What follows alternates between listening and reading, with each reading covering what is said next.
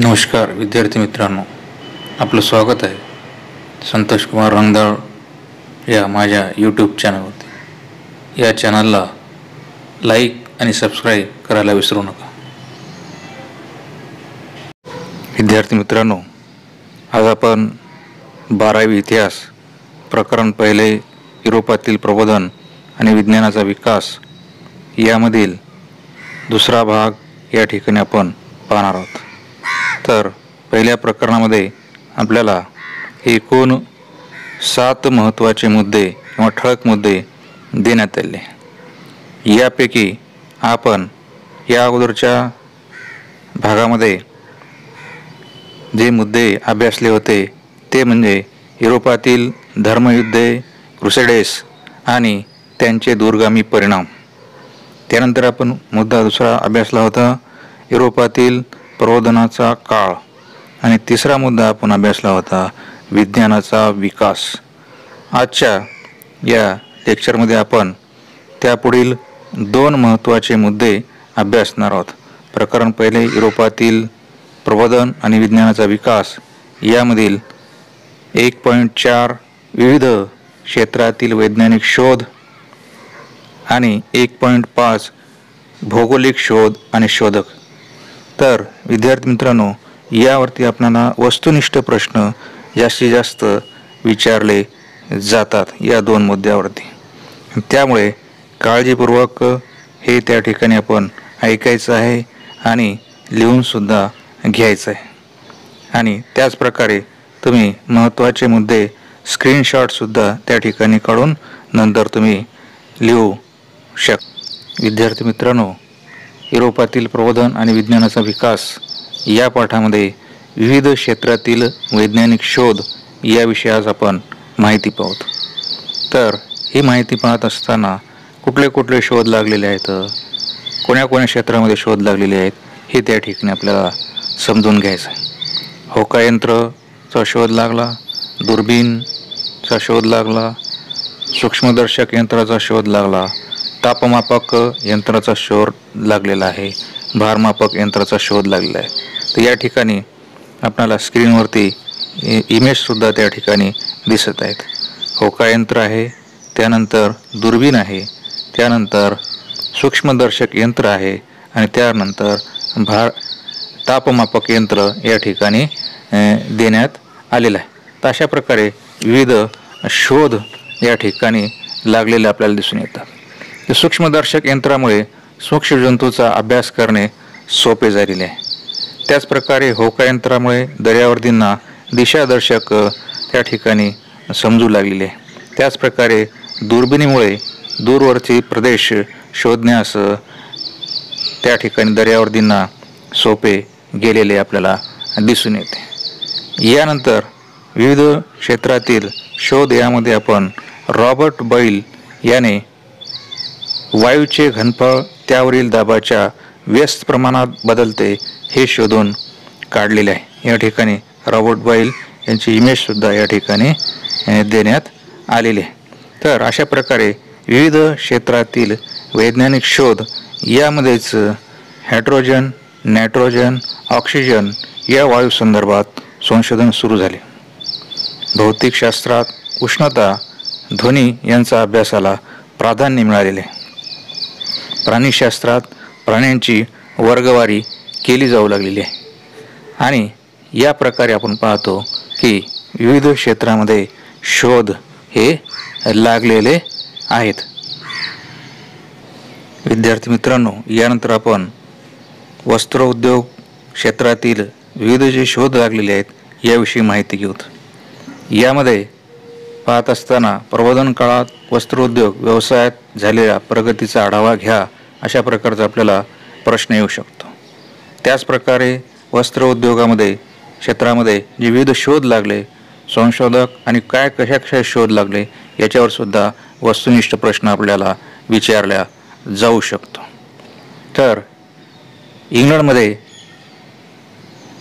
लोकरीपासून वस्त्र विणणे हा पूर्वपार चालत आलेला घरगुती व्यवसाय होता। यामध्ये जॉन के याने 1738 मध्ये धावता धोट्याचा शोध लावला। आणि या धोट्यामुळे वस्त्र विणण्याच्या कामाची गती ही वाढलेली आहे. तर या ठिकाणी आपल्याला माहिती दिलेली आहे. जॉन के आणि त्यांनी लावलेला शोध याविषयी माहिती ही आपण लिहून घ्यायची. यानंतर इंग्लंडमधील जेम्स हार्ग्रीव्ज याने स्पिनिंग जेनी नावाचे यंत्र तयार केले. या यंत्रावर एकाच वेळी सुताची 8 रेळे लावता येऊ लागली आणि त्यामुळे कामातील श्रम कमी झाले व कामाचा वेग वाढलेला आहे. तर अशा प्रकारे स्पिनिंग जेनी या यंत्रामुळे कामाचा वेग वाढलेला आपल्याला दिसून येतो आणि श्रम कमी झालेले या ठिकाणी याच्यावरून दिसून येतात. यानंतर आपण रिचर्ड आर्कराइट याने इसवी सन 1769 मध्ये सूत कातण्यासाठी सुधारित यंत्र बनविले. या यंत्रामुळे अधिक मजबूत व पिळदार धागे वेगाने तयार होऊ लागलेले आहेत. त्यानंतर सॅम्युएल क्रॉम्प्टन याने इसवी सन 1779 मध्ये म्यूल नावाचे सुधारित सूतकताई यंत्र तयार केले. या यंत्रामुळे वस्त्र विणण्याच्या कामाचा वेग 200 पटीने वाढलेला आहे.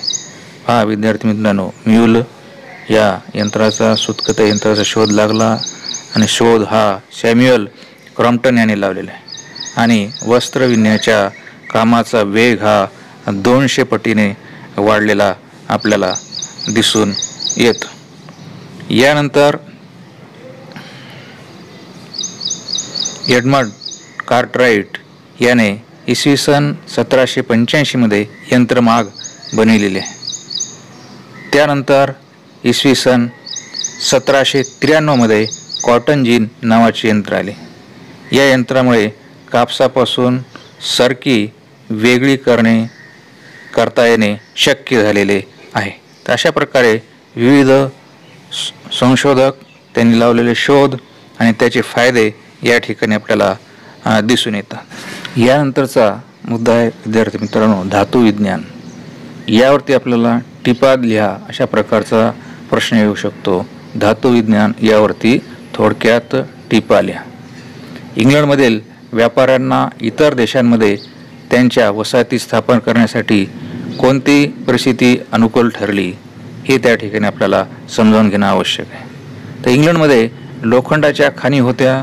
लोह खनिजापासून शुद्ध लोखंड निर्माण करण्याच्या तंत्रात सुधारणा करण्याची गरज होती. म्हणूनच तेथे हे लोह खनिज वितळण्यासाठी लाकडाऐवजी दगडी कोळसा वापरण्यात येऊ लागला आहे आणि त्यामुळे उच्चतम तापमान असणाऱ्या भट्ट्या तयार केल्या गेल्या आणि परिणामी लोखंडाचे उत्पादन हे वाढलेले आहे. पुढे कोळशाच्या भट्ट्या रसरशीत तापविणे आणि भट्टीत हवा खेळविणे या कामासाठी स्वतंत्र यंत्रे निर्माण झालेले आहे. जशी जशी गरज वाढत गेली जशी त्या वेगवेगळ्या यंत्रामधून वेगवेगळे शोध हे लागलेले आहेत. याच दरम्यान 1783 मध्ये लोखंडाचा रस साच्यात ओतून लोखंडी पट्टिका उदाहरणार्थ रेल्वे रूळ तयार करण्याची पद्धत आलेली आहे. इसवी सन 1865 मध्ये लोखंडी रसाचे रूपांतर पोलादात करण्याच्या प्रक्रियेचा शोध लागला आणि धातू उद्योग बदलून गेलेला आहे. तर या प्रकारे धातू विज्ञान यावरती आपल्याला टिपा लिहा असा प्रश्न आल्यानंतर अशा प्रकारची आपण माहिती ही लिहायची आहे. यानंतरचा मुद्दा आहे विद्यार्थी मित्रांनो, यंत्रांचा उपयोग. तर यावरती संकल्पना चित्र पूर्ण करा अशा प्रकारचा आपल्याला प्रश्न येऊ शकते. शोधक याच्यावरती त्या ठिकाणी आपल्याला वार्षिक परीक्षेमध्ये प्रश्न येऊ शकतो. तर यंत्राचा उपयोग, एका क्षेत्रातील यंत्राचा दुसऱ्या क्षेत्रात कसा वापर करता येईल याचा विचार माणसाने करायला सुरुवात केली होती आणि यातूनच नवीन यंत्रे तयार झालेली आहेत. इसवी सन 1783 मध्ये बेल याने रोलर सिलेंडर प्रिंटिंग कापडावरील छपाईसाठी यंत्राची निर्मिती केलेली आहे. त्यानंतर इसवी सन 1809 मध्ये बुटाचे आतील तळवे आणि टाचा एकत्र जोडण्याचे काम यंत्राद्वारे केले जाऊ लागले.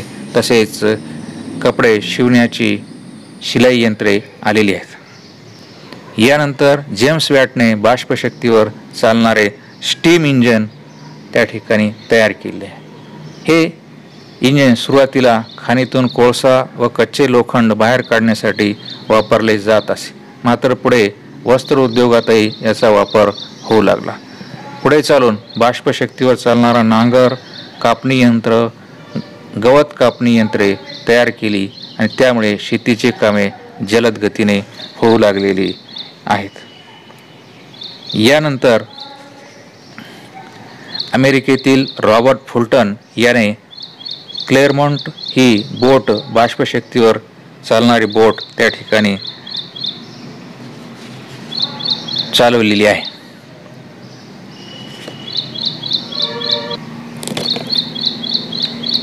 जॉर्ज स्टीफन्सन याने बाष्पशक्तीच्या मदतीने जमिनीवरून वाहतूक करण्याचा पहिला प्रयोग केलेला आहे. पुढे जॉर्ज स्टीफन्सन बाष्पशक्तीवर चालणारे इंजिन तयार करण्यात आले. लिव्हरपूल ते मँचेस्टर हे अंतर या रेल्वेने पार केले. युरोपात रेल्वे सेवा सुरू झाल्याने तेथील प्रवासाचा वेग वाढलेला आहे आणि या सगळ्या संशोधनामुळे इंग्लंडमधील व्यापाऱ्यांना इतर देशांमध्ये त्यांच्या वसाहती स्थापन करण्यास मदत झालेली.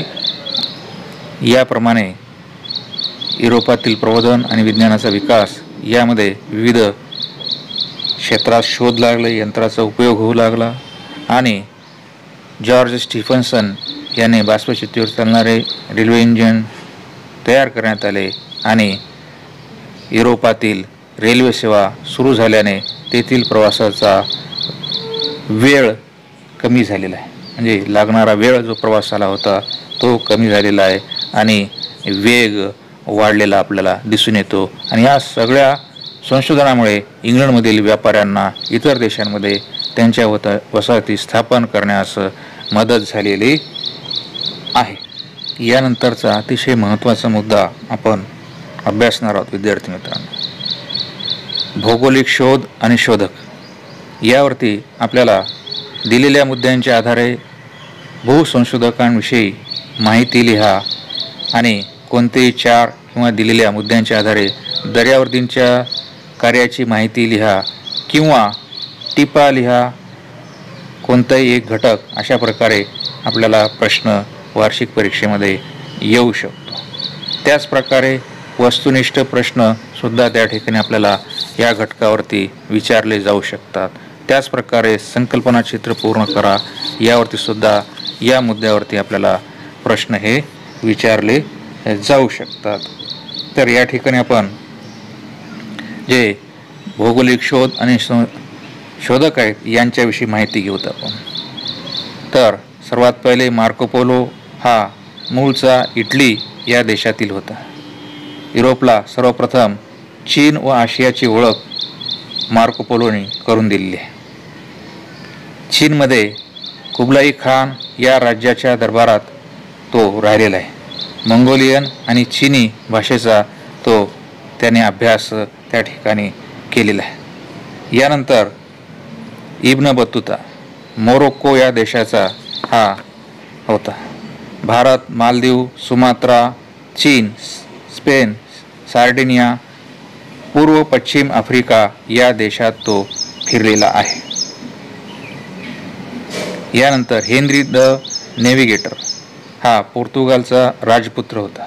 अज्ञात प्रदेश शोधण्यास याने प्रोत्साहन दिलेले आहे. यातूनच आफ्रिकेच्या जवळ असलेल्या मंडेरा व अझोरेस या 2 द्वीपसमूहाचा शोध लागलेला आहे. यानंतर बार्थोलोम्यू डायस हा पोर्तुगीज देशाचा होता. अमेरिकेचे दक्षिण टोक याने शोधले. त्याला केप ऑफ स्टॉर्म्स वादळाचे भूशीर असे नाव दिले.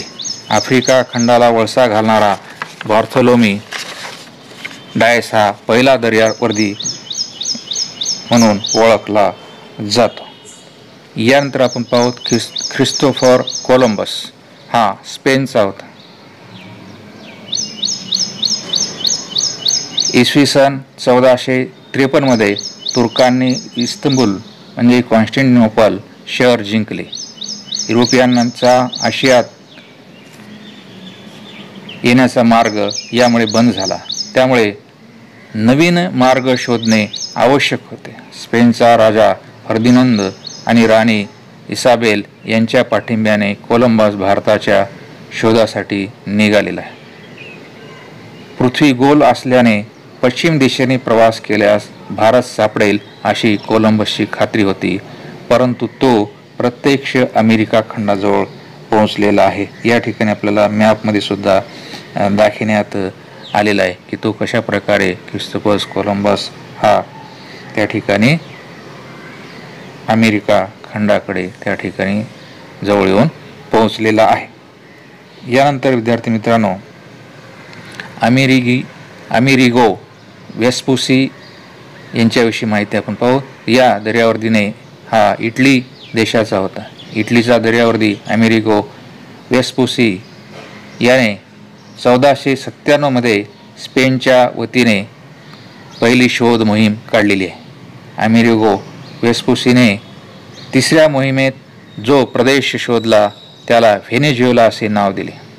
अमेरिगो वेस्पुसीने ॲमेझॉन नदीच्या मुखाचा प्रदेश शोधला. अमेरिगो वेस्पुसच्या नावावरून अमेरिका खंडाचे नाव पडले असे मानले जाते. यानंतर आपण वास्को द गामा हा पोर्तुगीज खलाशी होता. भारताची शोध मोहीम त्याने घेतलेली होती. 1498 मध्ये कालिकत बंदरामध्ये तो पोहोचलेला आहे. भारतात राजा झामोरीनकडून व्यापाराची परवानगी त्याने घेतलेली आहे. गोवा आणि कोची येथे पोर्तुगीजांचे राज्य स्थापन झाल्यावर वास्को द गामा हा पहिला व्हाईसरॉय झालेला आहे. या ठिकाणी मॅपमध्ये तो कशा प्रकारे आलेला आहे या ठिकाणी देण्यात आलेला आहे आणि तो वापसीचा प्रवाससुद्धा वास्को द गामाचा या ठिकाणी देण्यात आलेला आहे. यानंतर आपण फर्डिनांड मॅगेलन हा स्पेन देशाचा होता. पृथ्वी प्रदक्षिणाला निघालेला हा पहिला प्रवासी म्हणून ओळखला जातो. तर याच्यावरती आपल्याला वस्तुनिष्ठ प्रश्न येऊ शकतो. पृथ्वी प्रदक्षिणा निघालेला पहिला प्रवासी कोण? तर फर्डिनांड मॅगेलन. फिलिपाईन्स येथे तो मारला गेला, मात्र त्याच्या सहकार्याने पृथ्वी प्रदक्षिणेची मोहीम ही पूर्ण केलेली आहे. या मॅपमध्ये आपल्याला या ठिकाणी सागरी मार्ग त्याचा दाखविण्यात आलेला आहे. यानंतर सॅम्युएल डी शॅम्प्लेन हा फ्रान्सचा होता. उत्तर अमेरिकेत शोध मोहीम याने काढलेला आहे. तेथे फ्रेंच वसाहती स्थापन केल्या. कॅनडातील क्युबेक शहराची स्थापना केलेली आहे. यानंतर आपण पाहू एबल जानस्वो टास्मन हा हॉलंडचा होता. न्यूझीलंडच्या प्रदेशाचा याने शोध लावला. 1644 मध्ये न्यू गिनी बेटाच्या किनाऱ्याचे सर्वेक्षण याने केले. ईशान्य ऑस्ट्रेलियातील क्वीन्सलँड मधील कारपेंटारिया या प्रदेशाचा शोध याने लावलेला आहे.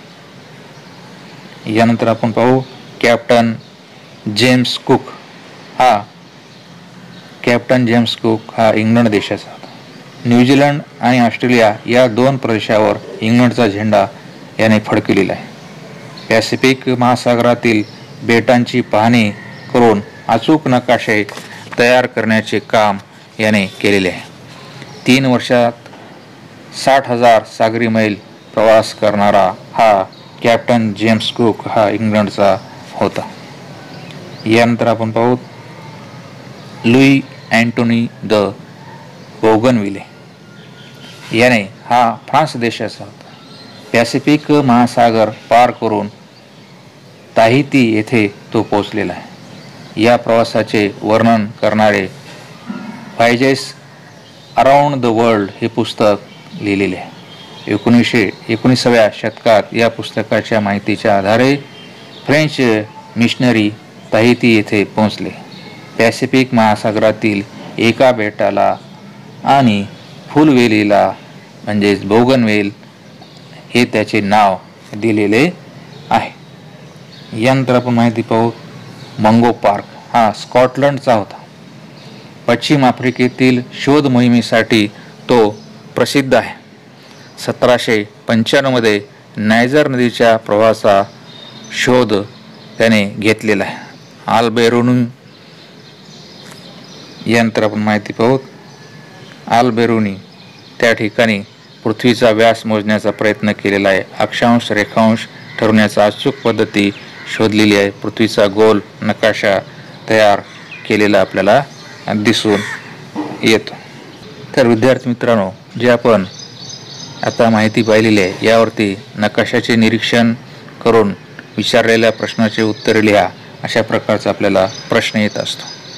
तर या ठिकाणी प्रश्न दिलेले आहेत, तुम्ही ते सोडवण्याचा प्रयत्न करायचा आहे आणि ते सोडवल्यानंतर त्या ठिकाणी माझ्या व्हॉट्सॲप क्रमांकावरती पाठवायचे आहेत. तर प्रश्न पहिला, हा नकाशा कोणत्या विषयावर दिलेला आहे? प्रश्न दुसरा, नव्या भूमीचा शोध घेणाऱ्या कोणकोणत्या खलाशांचा सागरी मार्ग नकाशात दाखवला? प्रश्न तिसरा, फर्डिनांड मॅगेलन याने कोणकोणत्या महासागरातून प्रवास केलेला आहे? वास्को द गामा कोणत्या मार्गाने भारतात आला? आणि पाचवा प्रश्न आहे, कोणत्या 2 खलाशांनी युरोपातून अमेरिका खंडाकडे प्रवास केलेला आहे?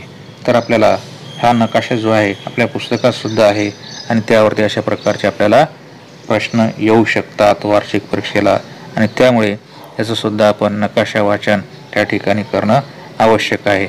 आणि हे अशा प्रकारे आज आपण या भागामध्ये या ठिकाणी थांबू. पुढील भागामध्ये राहिलेले 2 मुद्दे आपण घेऊ. धन्यवाद.